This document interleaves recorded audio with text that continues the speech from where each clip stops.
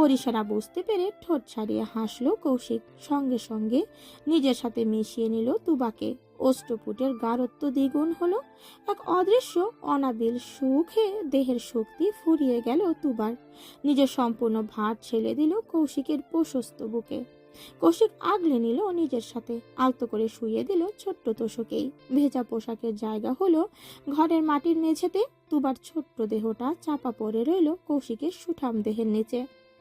বাইরে বলে চড়া অশান্ত ঝড়ের সাথে তাল মিলিয়ে অশান্ত হয়ে উঠল ঘরের দুই মানবী। মিষ্টি সুখের যাতনায় মূর্ছা গেল দুটি দেহ। কৌশিকের প্রেমময় এক একটি ছোঁয়ায় দিশেহারা হয়ে গেল তুবা। চোখের কার্নিশ বেয়ে কয়েক ফোঁটা অশ্রু গড়িয়ে পড়ল। এই পর্যায়ে গলায় ডুবিয়ে রাখা মুখটা তুলল কৌশিক। তুবার ভয়ে জর্জরিত মুখের দিকে তাকিয়ে এক পলক তাকালো। এরপর আধার রাতে চেয়েও গভীর কণ্ঠে বলল, ডোন্ট ওয়ারি জান, আমার কাছে সবার আগে তুই। তোকে ব্যথা দিয়ে আমি কখনোই সুখ নিতে পারবো না। ভরসা রাখ, আই উইল বি জেন্টাল। হুম। রাতের প্রায় শেষ প্রহর। চারিদিকে গা ছমছমে অন্ধকার। ঝড় বৃষ্টি থেমেছে একটু আগেই। দূরে কোথাও ঝিঁঝি পোকা বিকৃত সুরে ডেকে কান ঝালাপাড়া করে দিচ্ছে। ভোরের পাখিরা ইতিমধ্যে দানা ঝাপটে উড়াল দিয়েছে দূর অজানায়। আকাশের বুকে এখনো সূর্যের দেখা মেলেনি। অল্প কিছু সময়ের মধ্যে সূর্যি মামাও জেগে উঠবে হয়তো। ভোর রাতে বৃষ্টি শেষে ঠান্ডা বাতাসে শীতের আমেজ ছড়িয়ে পড়েছে। কৌশিক তখন গভীর ঘুমে বিভোর। তুবাকে আষ্টে পৃষ্ঠে বুকের সাথে জড়িয়ে নিশ্চিন্তে ঘুমাচ্ছে। চোখে মুখে চিন্তা ভাবনার ছিটে ফোটাও নেই। মনে হচ্ছে এই ধরনের বুকে এই একমাত্র সুখী মানুষ, যে তার পুরো পৃথিবী বুকে আগলে নিয়ে ঘুমিয়ে আছে। গভীর নিঃশ্বাস তুমুল বেগে আশ্রে পড়ছে তুবার কপালে। গরম উত্তপ্ত শ্বাসের গভীরতা চোখ বুজে অনুভব করছে তুবা। চোখে বিন্দু মাত্র ঘুম নেই মেয়েটার। জীবনের চরম সংবেদনশীল মুহূর্তকে খুব খুঁটিয়ে খুঁটিয়ে অনুভব করতে ঘুমকে ছুটিয়ে পাঠিয়ে দিয়েছে। আজ রাতের একটা ন্যানো সেকেন্ড সময়ও নষ্ট করতে রাজি নয় তুবা। এই যেমন এই মুহূর্তে সে মুগ্ধ চোখে তাকিয়ে আছে ঘুমন্ত কৌশিকের দিকে। চোখের দৃষ্টিতে শুধু রাশি রাশি মুগ্ধটা। হাজার বছর ধরে দেখার তৃষ্ণা। এই তৃষ্ণা মনে হয় এই জন্মে মিটবে না। তোমার মনে পড়ে গেল কিছুক্ষণ আগের ঘটনা, সেই সংবেদনশীল মুহূর্ত যখন দুজনেই ছিল অনুভূতির চরম পর্যায়ে। কৌশিকের পাগলামো তখন ছিল সীমানাহীন। এমন গুরুত্বপূর্ণ মুহূর্তেও ছেলেটার যত্নে ছিল মারাত্মক। যেমন তখন ক্রমাগত দুবার মাথায় হাত বুলিয়ে দিচ্ছিল, বারে বারে কপালে চুমু কাচ্ছিল, কণ্ঠ খাদে নামিয়ে অপরাধীর ন্যায় বলছিল, প্লিজ জান, একটু সহ্য করো। দুবার একরত্তি দেহটা কৌশিকের সুঠাম দেহের ভারে পিষ্ট হয়ে নেতিয়ে পড়েছিল যেন। তবে কৌশিকের উন্মাদনা আর পাগলামির জন্য নিজেকে সর্বোচ্চ শান্ত রেখেছিল তুবা। দৃশ্যগুলো ভাবনাতে আসতেই তুবার লজ্জায় কৌশিকের নগ্ন বুকে মুখ লুকালো। কি আশ্চর্য তাই না? যার কথা ভেবে লজ্জায় আড়ষ্ট হচ্ছে, লজ্জা নিবারণে তার বুকে মুখ লুকাচ্ছে। উথাল পাথাল ভাবনার জোয়ারে হুট করে ভাটা পড়ল তুবার। যখন মনে পড়লো আজকের তারিখের কথা, তুবা সঙ্গে সঙ্গে কৌশিকের বুক থেকে মাথা তুলল। হাতরে কৌশিকের হাত টেনে সামনে আনলো। সচরাচর কৌশিকের ঘড়ি পরার অভ্যেস, আজও তার ব্যতিক্রম হয়নি। তুবা আবছা অন্ধকারেই চোখ ছোট ছোট করে ঘড়িতে নজর বুলালো। রাত 4:45। ইতিমধ্যে ভোরের আলো ফুটতে শুরু করেছে। এত দেরি হয়ে যাওয়াতে তুবার মন খানিকটা খারাপ হয়ে গেল। ধর, প্ল্যান অনুযায়ী কিছুই হলো না। মুখটা পেঁচার মতো বানিয়ে রিন রিনে স্বরে ডেকে উঠল, শুনছেন? কৌশিক বরাবরই ঘুম পাতলা মানুষ, একটু আওয়াজেই ঘুম ভেঙে যায়। এখনো তার ব্যতিক্রম হলো না। তুবার এই ছোট্ট ডাকেই ঘুমটা ছুটে গেল। তবুও চোখ খুলে তাকালো না কৌশিক। তুবার নগ্ন দেহটা টেনে আরো একটু নিজের সাথে মিশিয়ে নিয়ে ঘুমো ঘুমো কণ্ঠে বলল, ঘুমোতে দে জান, আমার চোখে অনেক ঘুম। তুবার ঠোঁট ফুলালো। কৌশিকের শক্ত বাঁধন ছাড়িয়ে একটু উপরে উঠল। কানের কাছে মুখ নিয়ে ধীর কণ্ঠে বলল, হ্যাপি বার্থডে জামাইজান। কানের কাছে তুবার ফিস ফিস কণ্ঠের মৃদু আওয়াজে শরীরের লোমকূপ দাঁড়িয়ে গেল কৌশিকের। দেহের রক্ত চলাচল বেড়ে গেল দ্বিগুণ। ফট করে চোখ মেলে তাকিয়ে এক উড্ডনে তুবাকে নিচে ফেলে দিল। সঙ্গে সঙ্গে মুখ গুজল তুবার গলায়। মোহনীয় কণ্ঠে বলল, আবার কেন পাগল করছিস জান? তোর কি মন ভরেনি? তুবা জবাব দিল না, তবে বিপরীতে মৃদু আর্তনাদ করে উঠল। সঙ্গে সঙ্গে মাথা তুলল কৌশিক, হৃদয় কুঁচকে তাকালো তুবার ব্যথাতুল মুখে, বিচলিত কণ্ঠে শুধালো, কি হয়েছে জান? কোথায় ব্যথা করছে? তুবা হাত দিয়ে গলার কাছটায় দেখালো। মোবাইলের ফ্ল্যাশের মৃদু আলোয় গলার কাছের কালশীতে ডাক্তা জল জল করছে। কৌশিকের চোখে মুখে অপরাধ বোধ ফুটে উঠল। অপরাধের ন্যায় মৃদু কণ্ঠে বলল, সরি জান, আমি আসলে তখন বুঝতে পারিনি। তুবা সঙ্গে সঙ্গে নিজের চিকন আঙুল কৌশিকের ঠোঁটে রেখে থামিয়ে দিল। নরম সুরে বলল, সরি বলবেন না প্লিজ, আপনার কোনো দোষ নেই। বড় হয়ে গেছিস দেখছি। বড় না হলে কি আর আপনার পাগলামি সহ্য করতে পারি? কৌশিক ঠোঁট ছাড়িয়ে হাসল। নিজের ঠোঁটের উপর আলতো করে ধরে রাখা তুবার আঙুল সমেত হাতটা টেনে নিয়ে তালুতে চুমু খেলো। তুবা প্রশস্ত হাসল, মিষ্টি রিনরিনে কণ্ঠে আওড়ালো, জন্মদিনের অনেক অনেক শুভেচ্ছা জনাব। আমার প্রেমিক পুরুষ, আমার হৃদয়ের দখলকারী, আমার রাজ্যের একমাত্র রাজা। তুবারে মন মিষ্টি সংবোধনে কৌশিকের ঠোঁটের কোণে হাসি ছড়িয়ে পড়ল, হৃদয় জুড়ে ছড়িয়ে পড়ল এক মুঠো শীতলতা। প্রেমময় উত্তাল ঢেউ আছড়ে পড়ল বুকে। কৌশিক আলতো করে তুবার ওষ্ঠপুট ছুঁয়ে দিল। কয়েক সেকেন্ডের স্থায়িত্ব ছিল এই ছোঁয়ায়।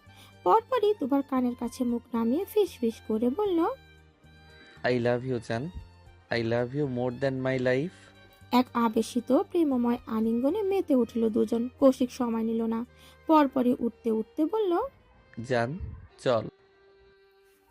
তুবা হকচকিয়ে গেল। নিজের ওপর থেকে কৌশিক উঠতেই লজ্জায় দু হাতে মুখ ঢেকে নিল। মিনমিন করে বলল, কৌশিক তাকালো এক পলক। তুবাকে এত লজ্জা পেতে দেখে ছোট্ট করে দম নিল। নিচু স্বরে বলল, বাড়ি ফিরতে হবে না? কিন্তু এখনো তো সকাল হয়নি। সকাল হয়নি বলেই তো ডাকছি। সকাল হওয়ার আগে পবিত্র হতে হবে। এই অবস্থায় বাড়ি ফেরা সম্ভব নয়। একটু পরে লোকজন চলাফেরা শুরু করবে। জলদি আয়। তুবা উঠল না, সেভাবেই পড়ে রইল। কিভাবে উঠবে? এই মুহূর্তে শরীরে একটা সুতোও নেই। এমন অবস্থায় কৌশিকের সাথে নজর মেলাতে লজ্জায় মরে যাচ্ছে তুবা। কৌশিক এবার হতাশ হলো। উপায়ন্তর না পেয়ে ওর ফেলে রাখা ওড়না দিয়ে তুবাকে ঢেকে দিল। এরপর সেভাবেই ওড়না সমেত কোলে তুলে নিল। এরপর হাঁটা দিল ঘরের বাইরের দিকে। যেতে যেতে তুবার দিকে তাকিয়ে ধমকে সুরে বলল, মুখ ঢেকে রেখেছিস কেন? হাত সরা। ধমক খেয়ে তুবা হাত সরালো, কিন্তু চোখ খুলল না। কাল তুবাকে খুঁজতে এসে বাগানের পাশে ছোট্ট পুকুর দেখেছিল কৌশিক। গ্রামে এমন ছোটখাটো পুকুর নদী অহরহ চোখে পড়ে। তুবাকে নিয়ে সেখানেই এলো কৌশিক। সবে ভোরের আলো ফুটতে শুরু করেছে। কিছুক্ষণের মধ্যেই চারিদিক পুরোপুরি পরিষ্কার হয়ে যাবে। তবে এই দিকটা জনমানব শূন্য হওয়ায় ওদের একটু সুবিধাই হলো। তুবাকে কোলে নিয়েই পুকুর পাড়ে বসলো কৌশিক। নরম সুরে বলল, একা পারবি? ডুবে যাব। বলেই ঠোঁট উল্টালো তুবা। কৌশিক সময় ব্যয় করলো না, তুবাকে নিয়ে পানিতে নামলো। নামতে নামতে আদেশ সুরে বলল, আমাকে শক্ত করে ধর। গুরুত্বপূর্ণ কাজ শেষে আবারও সেই ঘরে ফিরে এলো দুজন। গত রাতে তুবার ভেজা জামাটা মাটিতে মেঝেতে পড়েছিল। সারা রাত অল্প কিছুটা শুকিয়েছে, সেটাই আপাতত পরে নিল তুবা। তবে কৌশিকের একটু অসুবিধাই হলো। পুকুরে নেমে প্যান্ট ভিজে গেছে, এখন এটা চেঞ্জ করাও সম্ভব নয়। তাই অজ্ঞতা শুকনো শার্টটা গায়ে জড়িয়ে ফোনটা পকেটে পুরে নিল। এরপর তুবার হাতটা আলতো করে ধরে বলল, চল বাড়ি যাওয়া যাক। দোতলা বাড়িটার উঠোন জুড়ে পায়চারি করছে ভূঁইয়া পরিবারের সদস্যরা। সকলের চোখে মুখে চিন্তার ছাপ। সেই গত রাত থেকে বাড়ির ছোট মেয়েটার খবর নেই। যদিও কৌশিক ফোন করে জানিয়ে দিয়েছিল তুবাকে পাওয়ার কথা, কিন্তু তবুও ছেলে মেয়ে দুটোকে চোখের সামনে না দেখা পর্যন্ত বাড়ির কর্তারা স্বস্তি পাচ্ছে না। সবচেয়ে বেশি কাতর হয়ে পড়েছেন তাওহিদ সাহেব। একমাত্র কলিজার টুকরো তার। তুবার জন্মের 1 বছরের মাথায় ময়না বেগমের জরায়ুতে 3 টিউমার ধরা পড়েছিল। অপারেশনের পর তার দ্বিতীয়বার সন্তান জন্ম দেওয়ার সব রাস্তা বন্ধ। তাওহিদ সাহেবের আশা ভরসা তো এই একটা মেয়েটার কিছু হলে তিনি ঠিক থাকতে পারেন না। এই যেমন সারা রাত চিন্তা করে প্রেসার বাড়িয়ে দিয়েছেন, এখন ভেজা সাথে সাথে উঠোনে চেয়ার পেতে বসে মেয়ের জন্য অপেক্ষা করছেন। প্রেসার বাড়ার ফলে দাঁড়িয়েও থাকতে পারছেন না। জামাল সাহেব পেছনে 2 হাত বেঁধে অনবরত পায়চারি করছেন আর বারে বারে গেটের দিকে তাকাচ্ছেন। সকলের অপেক্ষার অবসান ঘটিয়ে অবশেষে আগমন ঘটল বাড়ির দুই দুলাল দুলালের। ছেলে মেয়েদের আসতে দেখে দৌড়ে এগিয়ে গেল সবাই, কিন্তু বিপত্তি ঘটে গেল অন্য জায়গায়। সবাইকে উপেক্ষা করে ময়না বেগম ছুটে এগিয়ে গেলেন মেয়ের কাছে। কেউ কিছু বুঝে ওঠার আগেই সজোরে চপাই ঘাট পড়ল তুবার গালে। হুট করে একদম আচমকাই তুবা গালে হাত রেখে মাথা নিচু করে নিল। আকস্মিক ঘটনা বুঝতেই চমকে উঠল কৌশিক। বুকের ভেতর আচমকা মুচড়ে উঠল যেন। মনে হচ্ছে চটটা তুবার গালে নয়, ওর কলিজাতে গিয়ে লেগেছে। সঙ্গে সঙ্গে মেয়েকে ধমকে উঠলেন ময়না বেগম। বিয়াদব মেয়ে, পাকনা গজিয়ে গিয়েছে তাই না? আদর পেয়ে পেয়ে মাথায় উঠে গেছিস। কোন সাহসে ভর সন্ধ্যায় একা একা বাড়ির বাইরে গিয়েছিস তুই? বল, এত সাহস কে দিল তোকে? মায়ের বাজগাই গলার ধমকে ফুপিয়ে উঠল তুবা। গতকাল রাতে কৌশিকের দাবাং মার্কা থাপ্পড়, তার উপর এত ধকল, এখন আবার মায়ের থাপ্পড়। ওকে সবাই ঢোল পেয়েছে নাকি যে যেমন খুশি বাজিয়ে যাচ্ছে শুধু? গতকাল রাত থেকে না খাওয়া শরীরটা এত ধকল আর নিতে পারল না, মাথা ঘুরে উঠল। এরই মাঝে ময়না বেগম আবারও মারার জন্য হাত তুলতেই আলতো করে হাতটা ধরে নিল কৌশিক। নরম সুরে বলল, ছাড়ো না চাচি, ও তো ছোট, বুঝতে পারিনি, ভুল করে ফেলেছে।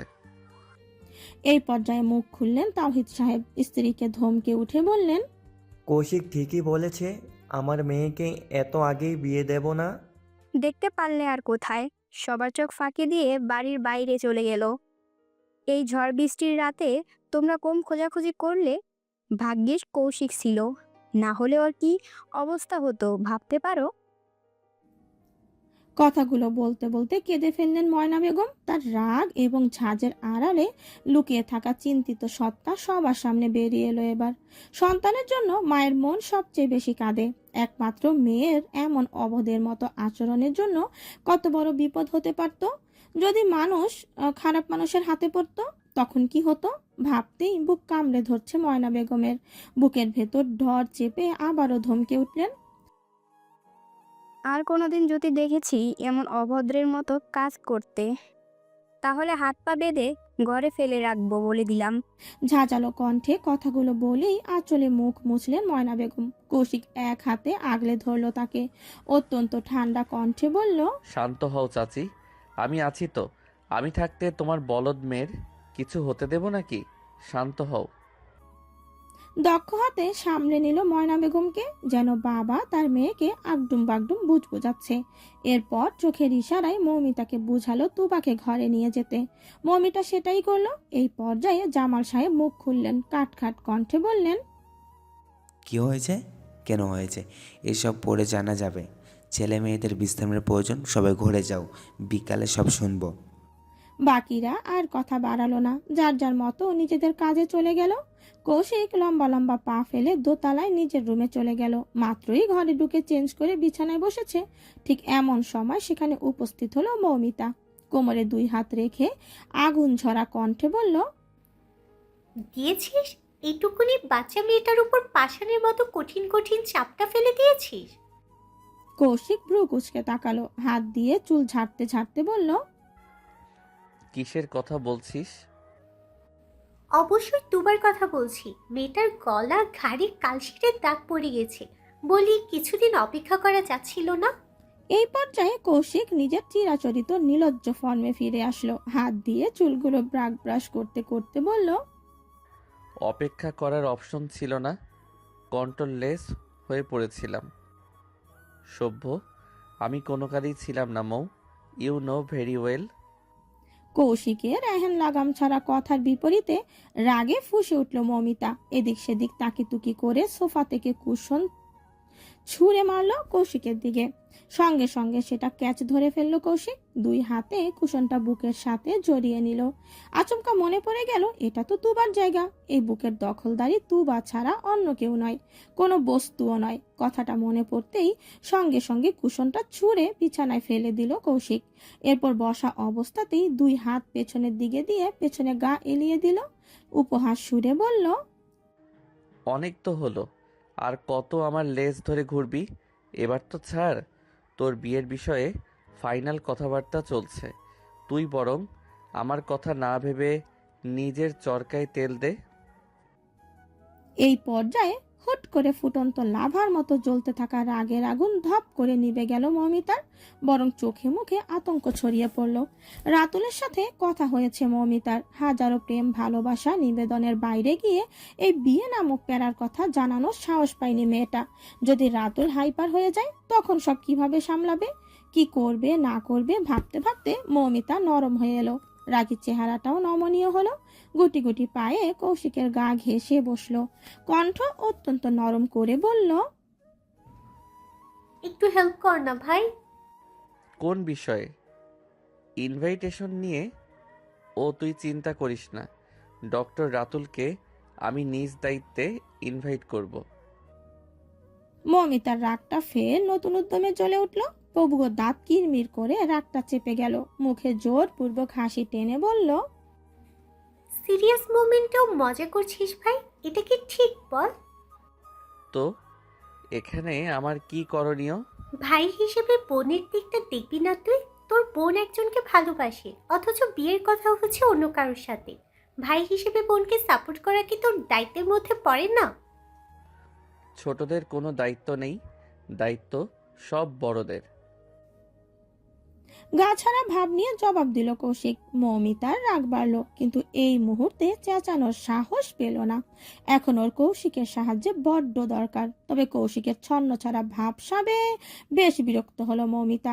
সেই সাথে কৌশিকের কথার গোপন মানিও বুঝে গেল। এতে করে মৌমিতার বিরক্তি আরো কয়েক গুণ বেড়ে গেল। সে কৌশিকের সামনে দুই হাত জোর করে অধৈর্য সুরে বলল, আচ্ছা ঠিক আছে, মানলাম তুই বড় আমি ছোট, খুশি? আমার এক এবং একমাত্র অভিভাবক, আমার চেয়ে বয়সে ছোট কিন্তু চাপাই বড় ভাই। প্লিজ নিজের এই বয়সে বড় কিন্তু অসহায় তার ছোট বোনটাকে রক্ষা করো। হুম, তোর কথায় কোনো সম্মান নেই, সো হেল্প করতে পারলাম না। অসহায় সুরে বলে উঠল মৌমিতা, কণ্ঠস্বর বেজায় করুণ শোনালো। এই পর্যায়ে কৌশিক যেন মেনে নিল, গাছাড়া ভাব নিয়ে বলল, ঠিক আছে ঠিক আছে, দেখছি কি করা যায়। কানের কাছে এত ঘ্যান ঘ্যান করিস না তো, যা ভাগ। মৌমিতার রাগ হলেও আর কিছু বলল না। কৌশিক একবার যখন রাজি হয়েছে তাহলে ঠিকই বিষয়টা সামলে নেবে, কথার বরখেলাপ করা ওর ধাঁচে নেই। তাই মনে মনে একটু স্বস্তি পেল মৌমিতা, চুপচাপ উঠে ঘর থেকে বেরিয়ে গেল।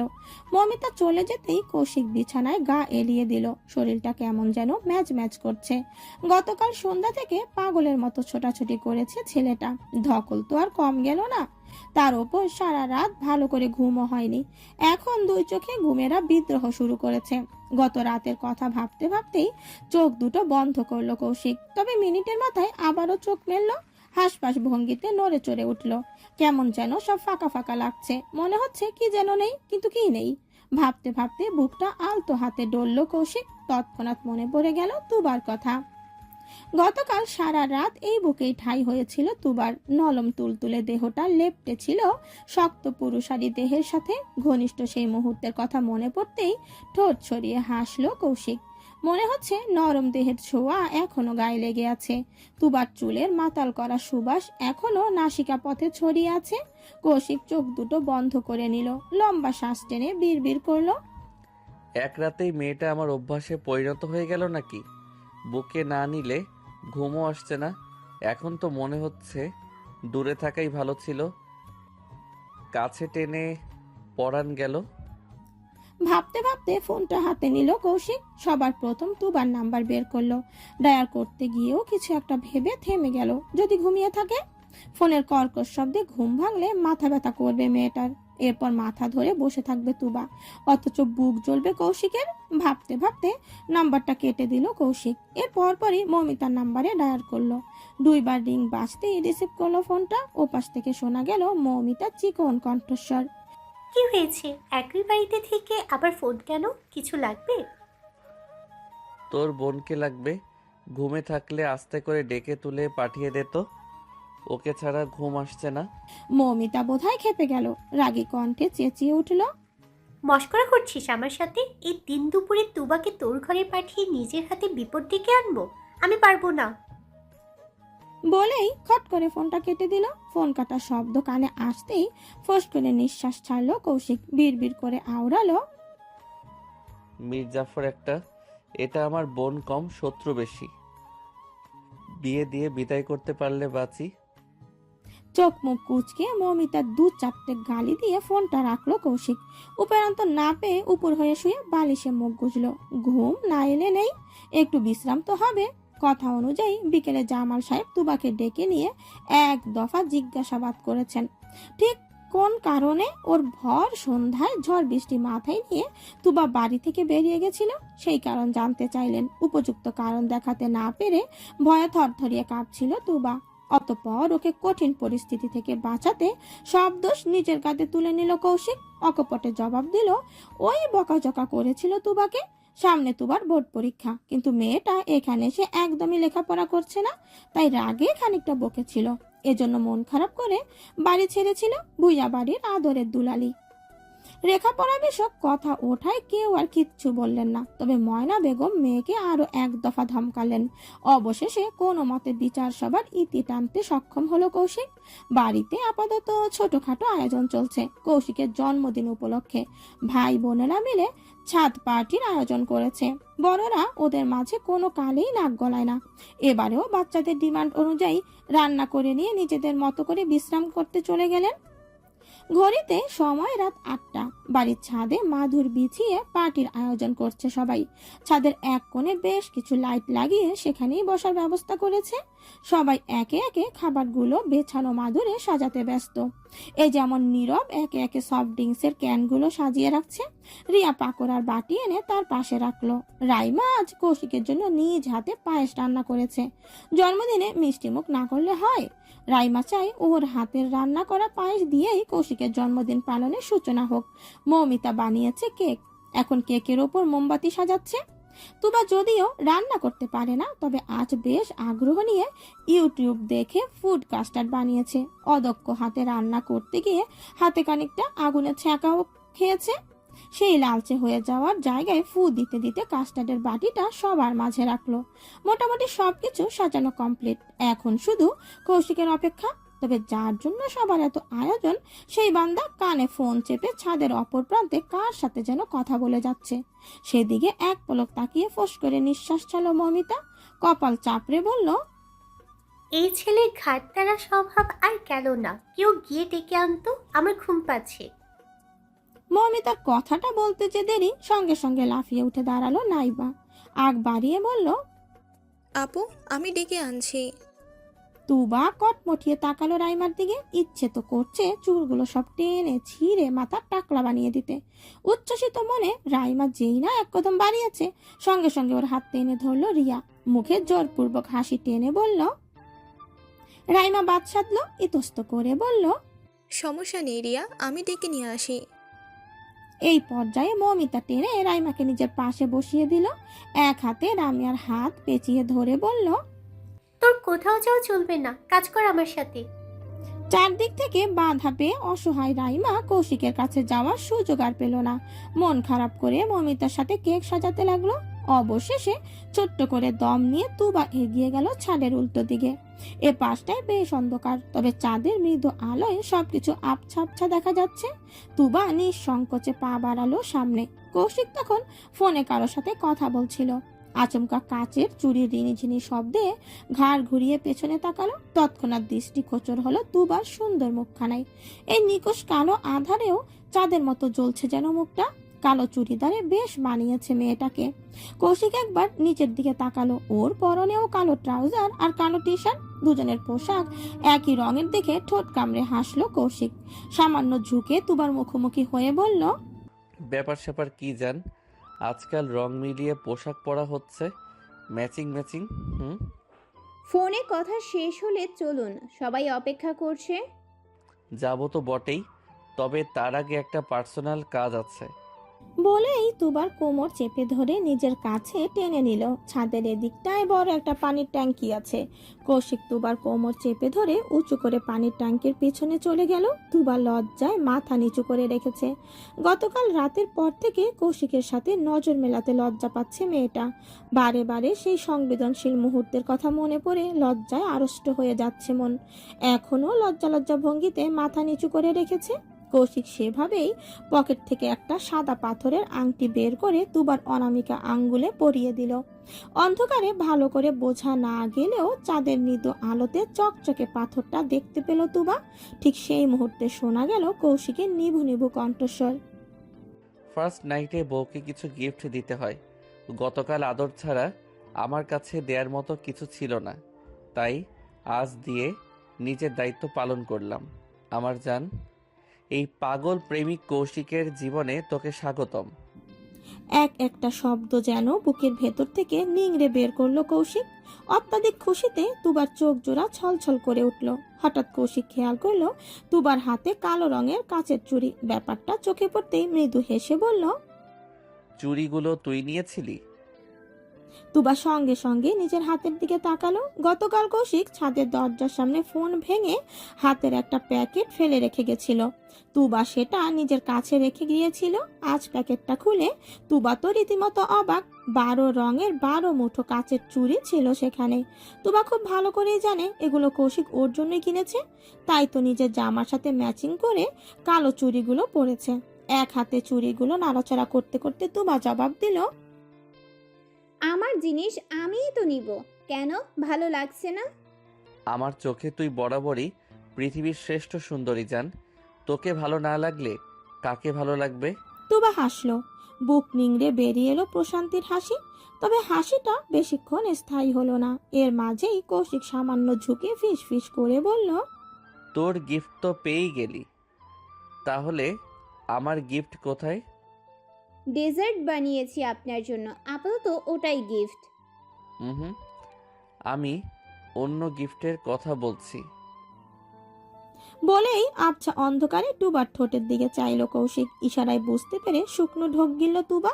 ভয়ার্ত চোখে এদিক সেদিক তাকিয়ে বলে, প্লিজ এখন না, সবাই ছাদে আছে। কৌশিক ছাড়লো না, বরং তুবার চিকন কোমর আরো একটু নিজের সাথে এঁটে ধরে বলল, কোনো বাহানা শুনবো না। I want a kiss from you right now. আধারিয়া রাতে ক্ষীণ চাঁদের আলো লেপ্টে যাচ্ছে সারা সঙ্গে। আকাশ জুড়ে অল্প অল্প মেঘ ঘুরে বেড়াতে ব্যস্ত। ঠান্ডা বাতাসের শীতল স্পর্শ কাটা দিয়ে উঠছে শরীর। তবুও যেন ঠান্ডা অনুভব করছে না তুবা, বরং কৌশিকের বাহু ডোরে বাধা পড়ে কেমন যেন হাঁসফাঁস লাগছে। বুকের ভেতর টিপ টিপ আওয়াজ করছে। গত রাতের সেই ঘনিষ্ঠ মুহূর্ত চরমভাবে অনুভব হচ্ছে। দুজন এতটা কাছাকাছি আসে কৌশিকের শরীরের পারফিউমের গন্ধ তুবার নাসিকিতা পথ সোজা মস্তিষ্কে বাড়ি খাচ্ছে। তুবা চোখ দুটো বন্ধ করে মন ভরে শ্বাস নিল। নিঃশ্বাসের সাথে টেনে নিল কৌশিকের শরীরের পুরুষালী গ্রাণ। এই গ্রাণটা মাতাল করে দেয় তুবাকে, মুখে খেই হারিয়ে ফেলে। শরীর অসাড় হয়ে আসে, কান দিয়ে গরম ধোঁয়া বের হয়। ঠিক যেমন এখন অদ্ভুত অনুভব হচ্ছে। তুবা নড়ে চড়ে হাঁসফাঁস করে উঠল। কাপা কাপা কণ্ঠে বলল, প্লিজ ছাড়ুন, আমার কেমন যেন লাগছে। কেমন লাগছে? জানি না। কেন জানবি না? তুবা জবাব দিল না। এলোমেলো দৃষ্টিতে এদিক সেদিক তাকালো। কৌশিকের শক্ত বন্ধন থেকে ছাড়া পাওয়ার চেষ্টা করলো, তবে হাতে খুব একটা সফল হলো না। সঙ্গে সঙ্গে ভেসে এলো কৌশিকের কড়া গলার আওয়াজ, চোরের মতো নজর লুকাচ্ছিস কেন? আমার চোখের দিকে তাকা। কণ্ঠে ছিল স্পষ্ট কর্তৃত্ব। তুবা শান্ত হয়ে গেল। না চাইতেই নরম চাহনি নিক্ষেপ করলো কৌশিকের চোখে। তাকাতেই ওই পাগল করা চাহনি দেখে আরো একবার ঘোর লেগে গেল তুবার। কৌশিক আলতো হাসলো, নিচু কণ্ঠে ফিস ফিস করে বলল, আমার চাওয়া পূরণ না করলে এখান থেকে এক পাও নড়তে দেব না। সারা রাত এখানেই দাঁড় করিয়ে রাখবো। এবার বল, তুই কি করবি? তুবা পড়ে গেল মহাবিপাকে। বুকের ভেতর বিকট শব্দে ধুকপুক করছে। মনে হচ্ছে এক্ষুনি কেউ চলে আসবে। ওদের এত ঘনিষ্ঠ অবস্থায় দেখে নিলে বিশ্রী কাণ্ড ঘটে যাবে। মনে হাজারো ভয় সংশয় নিয়ে নিজেকে ধাতস্থ করলো তুবা। কৌশিকের চাওয়া পূরণ না করলে ওকে সত্যি এখান থেকে যেতে দেবে না, সেটা তুবা খুব ভালো করেই জানে। তাই সময় নষ্ট না করে এক হাত কৌশিকের ঘাড়ে রাখলো, অপর হাতের জায়গা হলো কৌশিকের বুকে। তুবা সতর্ক নজরে ডানে বামে তাকিয়ে সঙ্গে সঙ্গে নিজের নরম ওষ্ঠের ছোঁয়া দিল কৌশিকের পুরুষালী ওষ্ঠে। তবে এত নরম ছোঁয়ায় কৌশিকের ঠিক পোষালো না। সে মুহূর্তে তুবার ঘাড়ের কাছে টুল চেপে ধরে ওস্টের ছোঁয়ার গাঢ়ত্ব বাড়ালো। প্রায় মিনিট 10কে ছাড়িয়ে গেছে তুবার যাওয়ার, এখনো দুজনের কোনো হদিস নেই। এতক্ষণ ধরে কি করছে দুজন? অধৈর্য হয়ে ওঠে দাঁড়ালো রাইমা। ওকে দাঁড়াতে দেখে মৌমিতা ফোন স্কল করতে করতে প্রশ্ন করলো, কি হয়েছে, দাঁড়িয়ে পড়লি কেন? তুবা সেই কখন গেছে কৌশিক ভাইকে ডাকতে, এখনো আসছে না কেন? ব্যস্ত আছে হয়তো। এই রাত বিরেতে ছাদে কিসের ব্যস্ততা? দাঁড়াও, আমি ডেকে নিয়ে আসি। কথাটা বলে ট্রাঙ্কের দিকে হাঁটা দিল রাইমা। মৌমিতা চমকে ফোন থেকে নজর সরালো, নিচু স্বরে আহাজারি করে উঠল, ওরে রিয়া আর নীরব, ওকে আটকা। অসভ্যতা না জানি কি করছে, রাইমা দেখলে কেলেঙ্কারি হয়ে যাবে। রিয়া নীরব দুজনেই হকচকিয়ে গেল। রিয়া সঙ্গে সঙ্গে ছুটল রাইমার পেছনে। এক গাঢ় চুমনে মত্ত হয়েছে কৌশিক, কোনো এক নেশার ঘোরে পাগল হয়ে উঠেছে যেন। তুবা ছাড়া পাওয়ার জন্য হাঁসফাঁস করছে। ভয়ে আতঙ্কে মুখ শুকিয়ে গেছে মেয়েটার। কেউ দেখে ফেললে তখন কি হবে? এই কি হবে ভাবতে গিয়ে মাথা ফেটে যাচ্ছে। মিনিট খানেক পর ছাড়লো কৌশিক, তবে নিজের বাহুডোর থেকে দূরে সরালো না। তুবা বুকে হাত রেখে হাঁপাচ্ছে। হৃৎপিণ্ড লাফাতে লাফাতে বেরিয়ে আসবে মনে হচ্ছে। কৌশিক এক আঙ্গুলে ঠোঁট মুছতে মুছতে বলল, নরম ছোঁয়ায় ঠিক পোষাচ্ছিল না জান। এবার মন প্রাণ কলিজা সব ঠান্ডা হয়ে গেছে। কি হচ্ছে এখানে? হুট করে এই বাক্যটা হাওয়ায় ভেসে এলো। সেই সাথে সাথে আচমকা নিজেদের দিকে লাইটের আলো পড়তে দেখে চমকে উঠল তুবা। 5-6 হাত দূরে রাইমাকে দেখে তুবা একবার পুরোপুরি হকচকিয়ে গেল। মনে মনে ভীত হলো, কিছু দেখে ফেলেনি তো। তবে কৌশিকের মুখে ভয় ডর কিচ্ছু নেই, আর না চেহারায় প্রকাশ পেল কোনো ভাবান্তর। তবে বিরক্ত হলো খুব। ঠিক সেই মুহূর্তে দৌড়ে এসে রাইমার পাশে দাঁড়ালো রিয়া। কৌশিক তখনও তুবাকে নিজের সাথে মিশিয়ে রেখেছে। ওদের দুজনকে এমন ঘনিষ্ঠ অবস্থায় দেখে অপ্রস্তুত হয়ে পড়ল রিয়া। কৌশিক তখন বিরক্ত নিয়ে বলল, কি সমস্যা? রাইমার চোখ দুটো বড় বড় হয়ে গেছে। মনে হচ্ছে যে কোনো সময় চোখ দুটো কোঠর থেকে বেরিয়ে আসবে। সে অবাক সুরে বলল, আপনারা দুজন এভাবে দাঁড়িয়ে আছেন কেন? তুবার চোখে কিছু একটা পড়েছিল, সেটাই দেখছিলাম। অকপটে জবাব দিল কৌশিক। এমন চরম মিথ্যে বলতে একটুও বেঁধে গেল না, বরং ঝরঝরে ফকফকে নির্বেজার সুরে উগরে দিল। না চাইতেও রাইমা মেনে নিল কথাটা, কিন্তু পরক্ষণে কিছু একটা ভেবে বলল, দেখছেন চোখ, তাহলে ওর কোমরে হাত কেন? এটা আমার নিজস্ব স্টাইল। তোমার কোনো সমস্যা? রাইমা উপর নিচ মাথা নাড়লো, আবার ডানে বামে মাথা নাড়লো, তারপর হুট করেই বলল, এক মিনিট, আপনার হাতে তো লাইট নেই। এই অন্ধকারে লাইট ছাড়া চোখ কিভাবে দেখছেন? তুবার শরীরে কোনো কিছু দেখতে আমার আলোর প্রয়োজন নেই। আল্লাহর দেয়া এই চোখ দুটোই যথেষ্ট। হেয়ারি সুরে জবাব দিয়ে তুবাকে ছেড়ে দিল কৌশিক। এরপর আলতো করে তুবার হাত ধরে বলল, চলো, দেরি হয়ে যাচ্ছে। খুব স্বাভাবিক মুখ ভঙ্গি নিয়ে এগিয়ে গেল মৌমিতার দিকে। ভাবটা এমন যেন একটু আগে এখানে কিছুই হয়নি, সবকিছু স্বাভাবিক।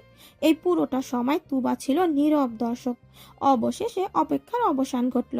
মৌমিতার নিজের হাতের বানানো কেকটা দুই ভাই বোন মিলে কাটলো। চারদিক থেকে ভাই বোনদের হাত তালিতে মুখরিত হয়ে উঠল ছাদের আঙিনা। মৌমিতা হাসি মুখে কৌশিককে এক টুকরো কেক খাওয়ালো। কৌশিকও মৌমিতার সামনে কেকের টুকরো ধরে ভালোবাসা রিটার্ন দিল। এরপর আরেক টুকরো কেক তুলে নিজের পাশে দাঁড়ানো তুবার সামনে ধরলো। তুবা অল্প একটু খেয়েছে মাত্র, বাকিটা কৌশিক নিজের মুখে পুরে নিল। এই পুরো ঘটনা ছোট ছোট চোখে পর্যবেক্ষণ করলো রাইমা। তবে সবটা দেখে অবাকও হলো বেশ। এক রাইমা বাদে কৌশিক সবাইকে কেক খাইয়েছে। তবে সবচেয়ে আশ্চর্যের বিষয় হলো, বাকিদের খাওয়ানো কেকের সম্পূর্ণ অংশ যার যারটা তাকেই দিয়েছে কৌশিক। অথচ তুবার কেকটা এক কামড় নেওয়ার পর বাকিটা কৌশিক নিজে খেয়ে নিল। কিন্তু কেন? তুবারই এটো করা কেক কেন খেলো কৌশিক? ভাবনা মাথা ধরে এলো রাইমার। বুকের ভেতর চিনচিনে ব্যথা শুরু হলো। মনটা অশুভ স্বরে ডেকে উঠল। রাইমার কাছে বিষয়টা মোটেই স্বাভাবিক লাগছে না। মনে মনে ঠিক করলো, ঢাকায় ফিরে কলেজে গিয়ে ধরবে তুবাকে। এই রহস্য উদ্ঘাটন সে করেই ছাড়বে। এদিকে কেক কাটা শেষে কৌশিক পকেট থেকে একটা ছোট্ট বক্স বের করে মৌমিতার হাতে ধরিয়ে দিল। বড় ভাইয়ের মতো মৌমিতার মাথায় হাত রেখে আদুরের সহিত বলল, হ্যাপি বার্থডে আমার যমজ। মায়ের পেট থেকে শুরু করে এখনো পর্যন্ত আমার লেজ ধরে ঘুরে বেড়ানো ছোট বোন, এটা তোর জন্মদিনের গিফট।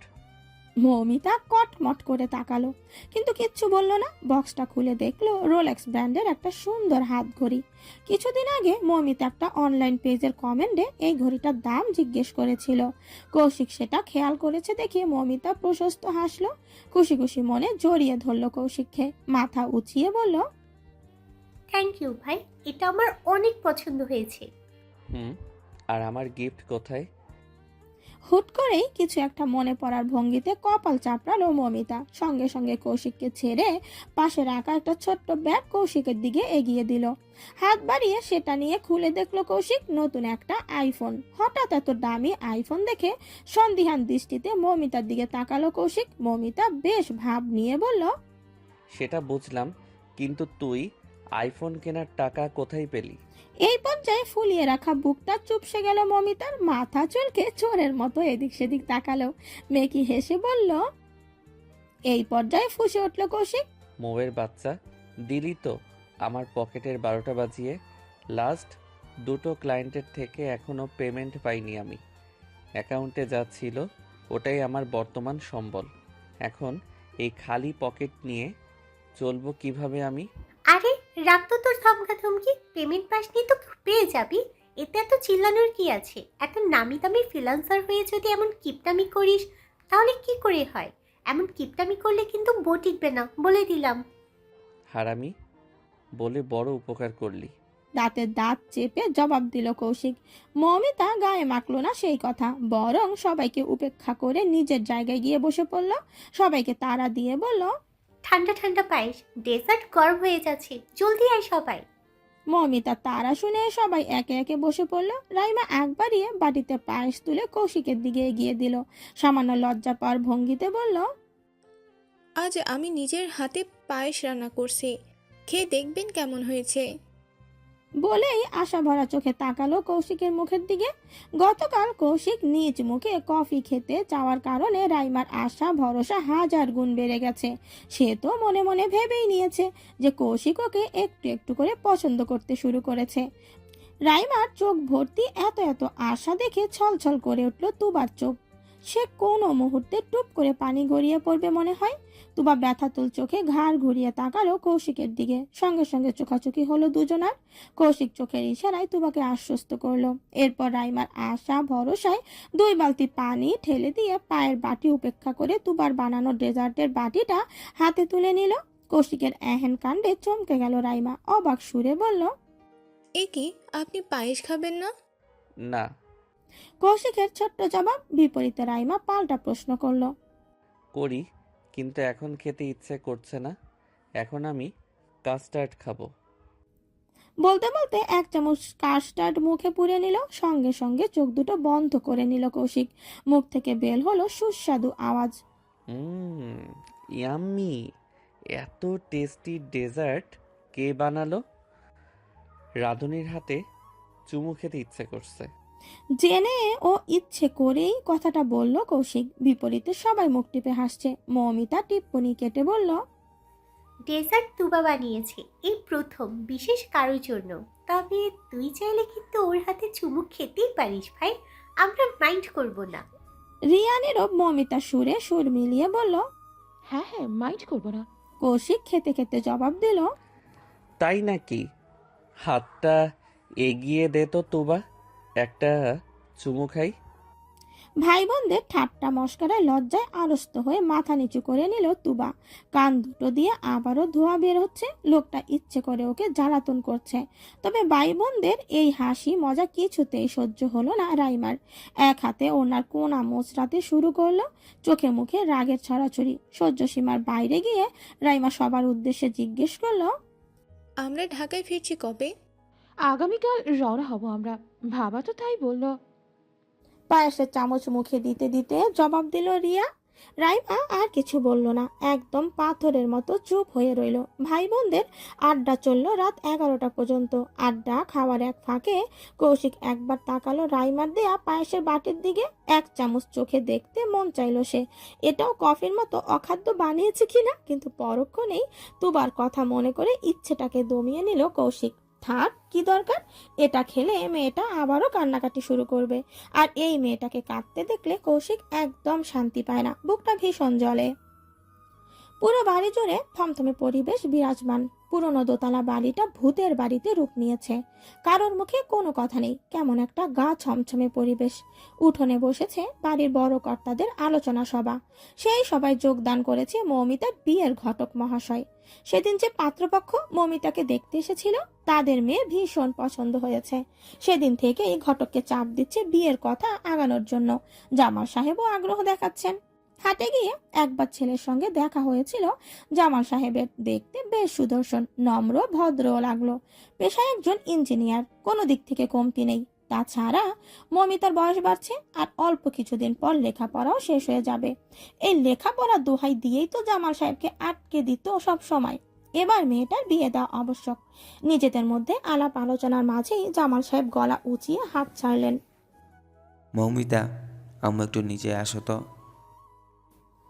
দোতলার বারান্দায় দাঁড়িয়ে বাবার হাঁক ডাক শুনল মমিতা, কিন্তু সিঁড়ি মারিয়ে নিচে নামার আর শক্তি পেল না। পা দুটো অসাড় হয়ে আসছে। দুশ্চিন্তায় মাথা ধরে গেছে, যদি সবকিছু ঘেটে যায়। মমিতার আকাশ কুসুম কল্পনার মাঝেই ওর কাঁধে হাত রাখলো তুবা। নিচু স্বরে বলল, চাচু ডাকছে আপু। মৌমিতা কোনো জবাব দিল না, মাথা নিচু করে হাঁটা দিল সিঁড়ির দিকে।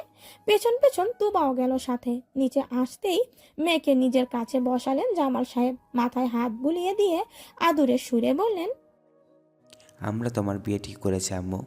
এখানে এই বিয়ে করতে তোমার কি কোনো আপত্তি আছে? মৌমিতা ছলো ছলো চোখে তাকালো নিজের বাবার দিকে, ধরা গলায় বলল, আমার মাস্টার্স এখনো শেষ হয়নি বাবা। তুমি তো কথা দিয়েছিলে লেখাপড়া না হওয়া পর্যন্ত বিয়ের জন্য চাপ দেবে না। এখনই বিয়ে হচ্ছে না আম্মু, কথাবার্তা বলে রাখছি। বিয়ে না হয় তোমার পরীক্ষার পরেই হবে। গুরুত্বপূর্ণ আলোচনার মাঝেই কোথা থেকে যেন ভূতের মতো আগমন ঘটল কৌশিকের।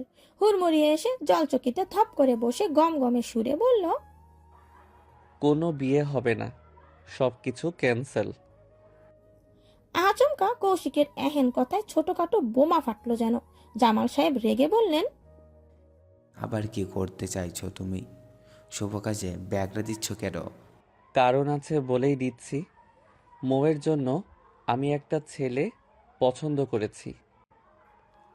ছেলে একজন ডক্টর, ফ্যামিলিও ভালো। আমি চাই তোমরা তার সাথে একবার দেখা করো।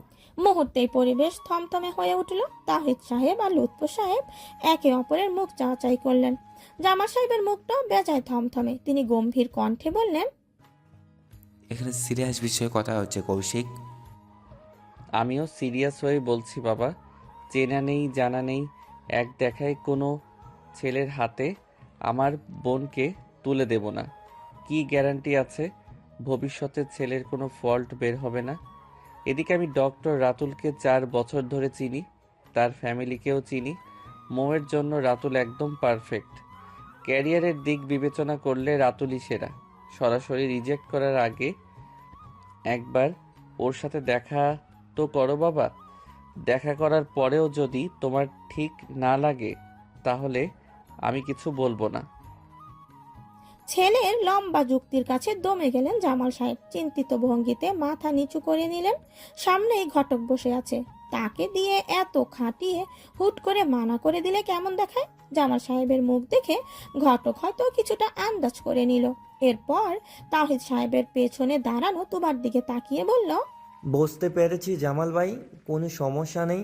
তবে একটা কথা, বড় মেয়ের বিয়ে না হয় না হলো, কিন্তু মেয়ে তো আপনাদের আরও আছে। আপনাদের এই মেয়ের জন্য ছেলে দেখব জামাল ভাই। আপনার মেয়েগুলো বাড়ি মিষ্টি। কথাগুলো বলতে বলতে তুবার দিকে আঙুল তাক করলো ঘটক। কৌশিকের শান্ত মস্তিষ্কে একবার ধপ করে আগুন জ্বলে উঠল। সেকেন্ডের ব্যবধানে সুদর্শন মুখটা রক্তিম বর্ণ ধারণ করলো। ঘাড় ঘুরিয়ে আগুন চোখে তাকালো তুবার দিকে। সেই আগুন দৃষ্টিতে নজর মিলিয়ে শুকনো ঢোক গিলল তুবা। ও ঠিক বুঝতে পারলো না এখানে ওর দোষটা কি। এমন চোখ দিয়ে পুড়িয়ে ভস্ম করে দেওয়ার লুক দেওয়ার কি আছে? একটু নিচেই তো এসেছে, এতে আহামরি কোনো দোষ হয়েছে নাকি? এরই মাঝে কৌশিক শান্ত কণ্ঠে বলল, তুবা ঘরে যা। কথাটা শান্তভাবে বললেও তুবার শরীরে কাঁটা দিয়ে উঠল।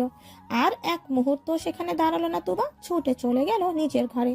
কৌশিক এবার আয়েশ করে বসলো জলচকিতে, ঘটকের দিকে তাকিয়ে মেকি হেসে বলল, আমার বাড়ির মেয়েকে নিয়ে আপনার চিন্তা করতে হবে না চাচা, আপনি এখন আসতে পারেন।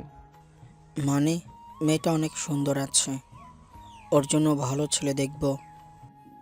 ঘটকের শেষের কথায় হাত দুটো মুষ্টিবদ্ধ হয়ে গেল কৌশিকের। তবে বাপ চাচাদের সামনে রাগারাগি করাটা ভালো দেখাবে না, তাই অজ্ঞতা কোনো মতে রাগটা গিলে নিল, দাঁতে দাঁত চেপে বলল, ওর বিয়ে দেব। কিন্তু কেন বাবা? খুঁটি চেনেন? খুঁটি, ঘরের খুঁটি বানিয়ে সারা জীবন আমাদের কাছেই রেখে দেব, যাতে ঝড় বৃষ্টিতে আমাদের বাড়ির ছাদ মাথার উপর ভেঙে না পড়ে। উত্তর পেয়েছেন? এবার আপনি নিজের রাস্তা মাপুন।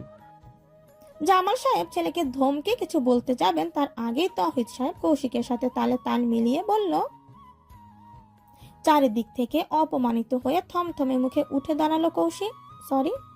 চারিদিক থেকে অপমানিত হয়ে থমথমে মুখে উঠে দাঁড়ালো ঘটক। কোনো দিক থেকেই সুবিধা করতে না পেরে কালো ছাঁটাটা বগলের তলে ফেলে হাঁটা দিল বাড়ির বাইরে। পুরো পরিবার সমেত আজ ঢাকায় ফেরার কথা থাকলেও ঘটকের আগমনে ফিরে যাওয়াটা ক্যান্সেল করে দিয়েছিলেন জামাল সাহেব। যদিও লাভের লাভ কিছুই হলো না, উপর দিয়ে আজকেও থেকে যেতে হলো তাদের গ্রামেই। তবে আগামীকাল সকাল সকাল সব পরিবারে বেরিয়ে পড়বেন ঢাকার উদ্দেশ্যে। তাই সবাই যার যার মতো গোছগাছ শুরু করে দিয়েছে। রাত তখন প্রায় 11টা ছুঁই ছুঁই। দোতলা বাড়িটা পুরোপুরি নিস্তব্ধ, বোঝাই যাচ্ছে সবাই গভীর ঘুমে তলিয়ে আছে। তুবাও তখন গভীর ঘুমে বিভোর। ঠিক এমন সময় আচমকা তুবার ফোনটা ভিপ ভিপ করে বেজে উঠল। ঘুমের মধ্যেই ফোন হাতে রিসিভ করে কানে চেপে ধরলো তুবা। ঘুমো ঘুমো কণ্ঠে বলল, হ্যালো। দরজা খোলো। আচমকা পরিচিত কণ্ঠ কানে বাজতেই ঘুমটা ছুটে গেল দুবার।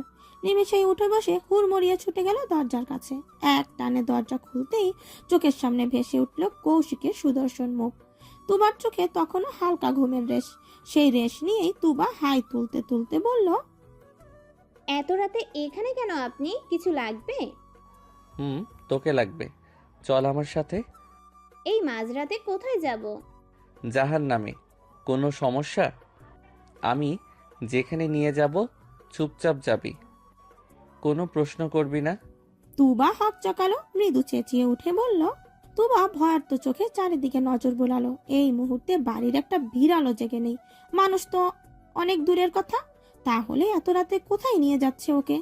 পায়ে পায়ে হাঁটতে হাঁটতে প্রায় মিনিট 10 পর একটা খোলা মাঠে এসে থামলো কৌশিক।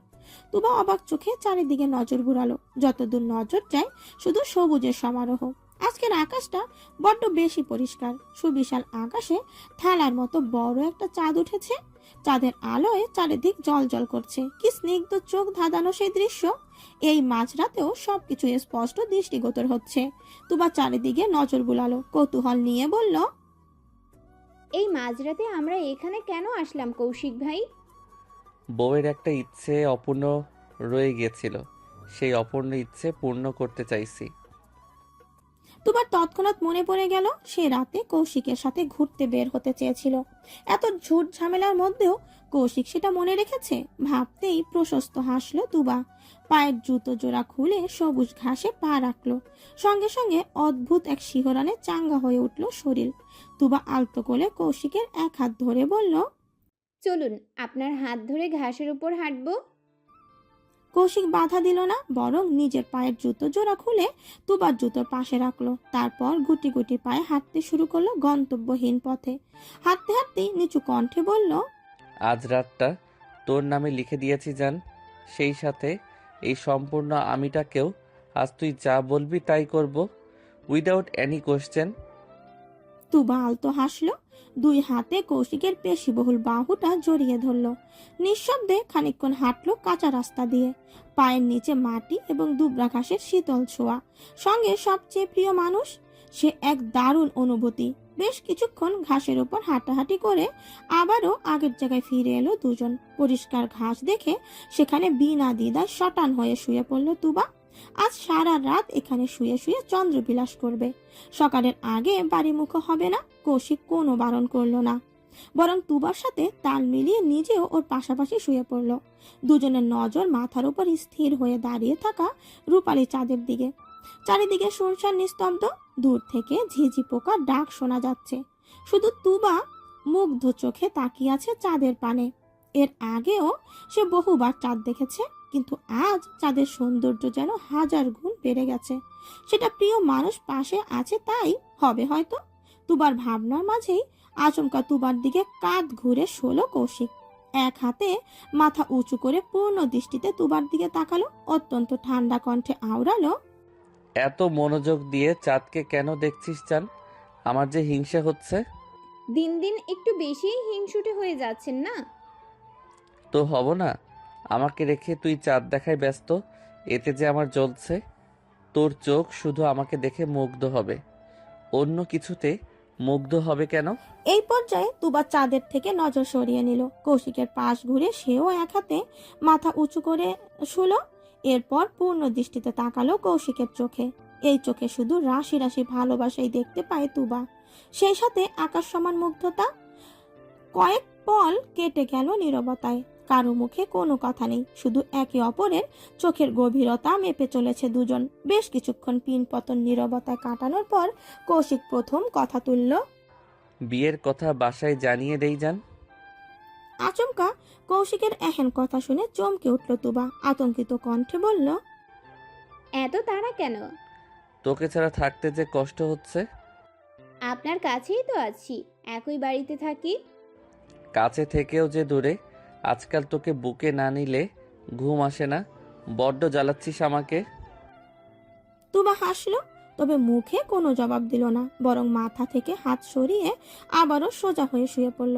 মাথার উপর ঠায় দাঁড়িয়ে থাকা চাঁদের দিকে তাকিয়ে বলল, একটা গান শোনাবেন কৌশিক ভাই? ছোটবেলায় যেমন শোনাতেন। আপনার গলায় গান শুনতে খুব ইচ্ছে করছে। কৌশিক দ্বিমত পোষণ করলো না, কোনো রূপ বাহানাও দিল না। আজ রাতটা সে তুবার নামে লিখে দিয়েছে। ওর ইশারায় কাঠের পুতুল হয়ে নাচতে রাজি কৌশিক। সেই রেশ ধরেই নিজেও এবার 2 হাত মাথার নিচে রেখে সোজা হয়ে শুয়ে পড়ল। স্থির হয়ে থাকা চাঁদের দিকে তাকিয়ে খালি গলায় গেয়ে উঠল, তোকে পেয়েছি জীবনে আমার করে, কি দারুণ ভাগ্য আমার। ছাড়বো না দুহাত কোনোদিন, হোক না যা হবার।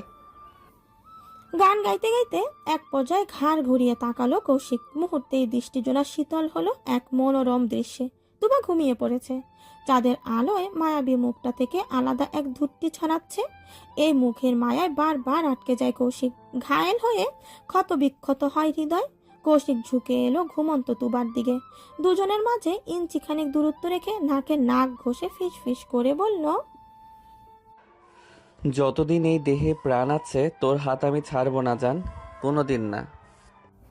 রাতের প্রায় শেষ ভাগ। অনামিশায় কালো চাদরে ঢেকে আছে চারিধার। আকাশের বুকে ভেসে বেড়ানো এক টুকরো চাঁদ নিয়ন বাতির ন্যায় দিকে দিকে জ্বলছে। জোছানা স্নিগ্ধ আলো চিকন সুতোর মতো ছুটে এসে লেপ্টে যাচ্ছে সারা অঙ্গে। প্রকৃতি বড়ই অদ্ভুত, মানুষের সৌন্দর্যকে কি নিদারুণভাবে হু হু করে বাড়িয়ে দেয়। এই যেমন তুবার সৌন্দর্য আজ কয়েক গুণ বাড়িয়ে দিয়েছে। ঘুমন্ত তুবাকে সেই মাঝরাত থেকে নীরবে নিভৃতে দেখেই চলেছে কৌশিক। এই দেখার তৃষ্ণা যেন কোনো মতেই মিটছে না। রাত পেরিয়ে ভোর হতে চলল। পূর্ব দিগন্তে সূর্যের মিটিমিটি আলো দেখা যাচ্ছে। হুট করেই সূর্যের এক ফালি তীক্ষ্ণ আলো আছড়ে পড়ল তুবার মুখে। সঙ্গে সঙ্গে ঘুমটা ছুটে গেল তুবার। পিটপিট করে চোখ মেলে তাকালো। চোখের কপাট মেলতেই দৃষ্টি সীমায় খোলা আকাশ দেখে ধরফরিয়ে উঠে বসলো তুবা। মুহূর্তেই মনে পড়ে গেল রাতের কথা। তুবা ডানে বামে তাকালো। তৎক্ষণাৎ দৃষ্টিগোচর হলো কৌশিকের সুদর্শন মুখ। কেমন মুগ্ধ চোখে চেয়ে আছে তুবার দিকে। সেই চাহনিকে সম্পূর্ণ উপেক্ষা করে তুবা চিন্তিত স্বরে বলল, সকাল হয়ে গেছে, আমাকে ডাকেননি কেন? ইচ্ছে করছিল না তাই। কৌশিকের গাছাড়া জবাব। তুবার খানিকটা রাগ হলো, লাফিয়ে উঠে বলল, শুরু হয়ে গেল তেরা জবাব। সকাল হয়ে গেছে, বাড়িতে সবাই আমাদের খুঁজে না পেলে কেলেঙ্কারি হয়ে যাবে। আজ ঢাকায় ফেরার কথা ভুলে গেছেন? তুবার কথার বিপরীতে ফোঁস করে নিঃশ্বাস ছাড়ল কৌশিক। কি সুন্দর ঘুমন্ত তুবার মুখ দেখে মনটা ঠান্ডা করছিল সে। মেয়েটা জেগে ওঠায় কৌশিকের নীরব প্রেম নিবেদনে বাধা পড়ল। তার উপর এই মেয়ের অতিরিক্ত চিন্তা। কপালে 2-3টা ভাঁজ ফেলে হাত ঘড়িতে একবার নজর বুলানো কৌশিক। সময়টা দেখে নিয়ে শান্ত কণ্ঠে বলল, রিল্যাক্স চান, সবে 5:30 বাজে, এত আগে কেউ ঘুম থেকে ওঠেনি। কৌশিকের সান্ত্বনার বাণী তুবার মন গলল না, মনের ভয়ও একটু কমলো না, বরং তাড়াহুড়া করে কৌশিকের হাত ধরে হাঁটা দিল বাড়ির পথে। দোতলা পুরোনো বাড়িটা এখনো নিস্তব্ধতায় ঘেরা, শুনশান নীরবতাই বলে দিচ্ছে বাড়ির সদস্যরা সবাই এখনো ঘুমে ভিবর। তুবা আর কৌশিক যখন বাড়িতে ঢুকলো তখনও উঠোনে কারো পায়ের ছাপ পড়েনি। পুরো বাড়ি নিশ্চুপ দেখে বুকে হাত রেখে স্বস্তির নিঃশ্বাস ছাড়লো তুবা। কৌশিকের হাতটা ছেড়ে এক ছুটে চলে গেল নিজের ঘরে। দেখতে দেখতেই কেমন ছুটির ঘন্টা বেঁচে গেল। ভূঁইয়া পরিবারের গ্রামে থাকার মেয়াদ শেষ। এই এক সপ্তাহ মনে রাখার মতো কিছু স্মৃতি সবাই গেঁথে নিয়েছে নিজেদের মস্তিষ্কে। বাকিটা জীবন এই 7 দিনের স্মৃতিচারণ করে কাটিয়ে দেয়া যাবে।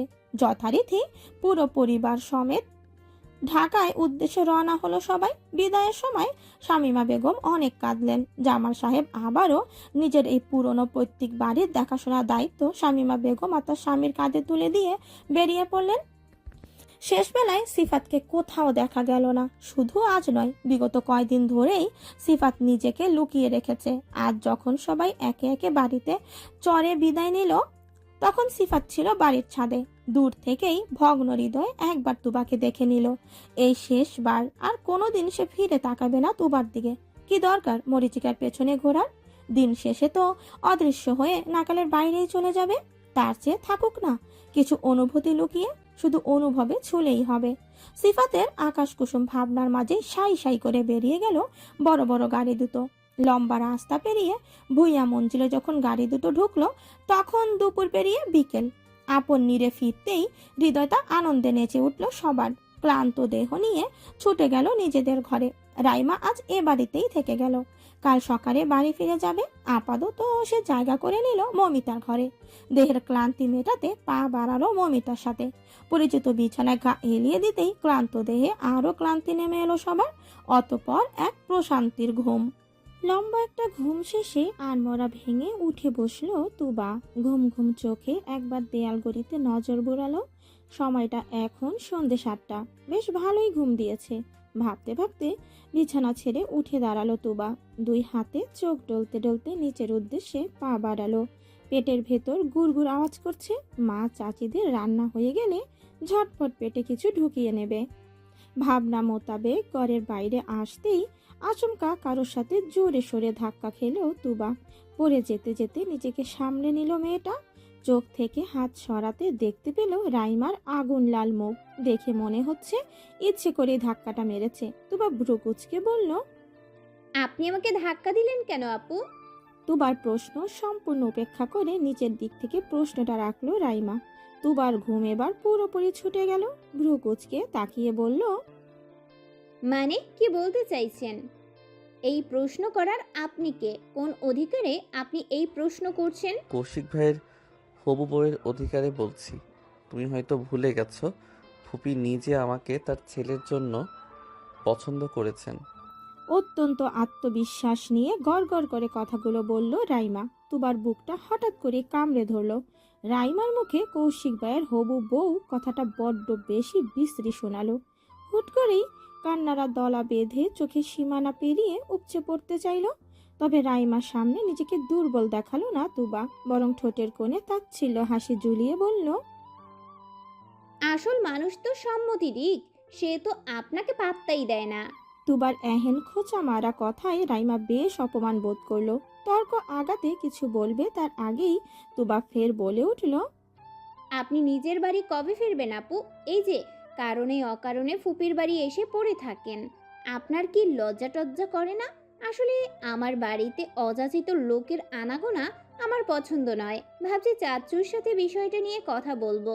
আত্মীয় স্বজন ঘুরতে আসবে আবার চলে যাবে, থেকে যাওয়া আবার কেমন অভদ্রতা। তুবার অকপটে করা চূড়ান্ত অপমানে কান দুটো গরম হয়ে গেল রাইমার। একবার আগুন ঝরা চোখে তুবার দিকে তাকিয়ে গটাগট সিঁড়ি মারিয়ে নিচে নেমে গেল। তুবা কিছুক্ষণ ঠায় দাঁড়িয়ে রইল সেখানেই। রাইমা চলে যেতেই ঝরঝর করে কয়েক ফোঁটা অশ্রু ঝরে পড়ল চোখের কোটর বেয়ে। একটা মানুষকে নিয়ে আর কত টানা হেঁচড়া হবে? তুবার মনের এই ভয় আর কতদিন তাড়া করে বেড়াবে ওকে? ভাবতেই চিকন অশ্রুকণাগুলো বৃহৎ আকার ধারণ করলো। ঠিক সেই মুহূর্তে ঘুমে ঢুলতে ঢুলতে উপস্থিত হলো রিয়া। তোবাকে এমন খাম্বার মতো দাঁড়িয়ে থাকতে দেখে প্রশ্ন করলো। তোবা জবাব দিল না। কয়েক সেকেন্ড চুপচাপ নীরবে অশ্রু বিসর্জন দিল। এরপর নাক টেনে চোখ মুছে বলল, এখানে একটু দাঁড়াও তো আপু, মা চাচিদের মধ্যে কেউ আসলে সিগন্যাল দিবে, আমি আসছি। বারান্দায় পাহারাদার দাঁড় করিয়ে রেখে তুবা হাঁটা দিল কৌশিকের ঘরের দিকে। তুবা যখন কৌশিকের ঘরে ঢুকলো তখন কৌশিক ল্যাপটপ নিয়ে কাজে ব্যস্ত। চোখে মোটা ফ্রেমের চশমা, পরনে ওভারসাইজ টি শার্ট আর ট্রাউজার, এলোমেলো চুলগুলো কপাল জুড়ে ছড়িয়ে আছে।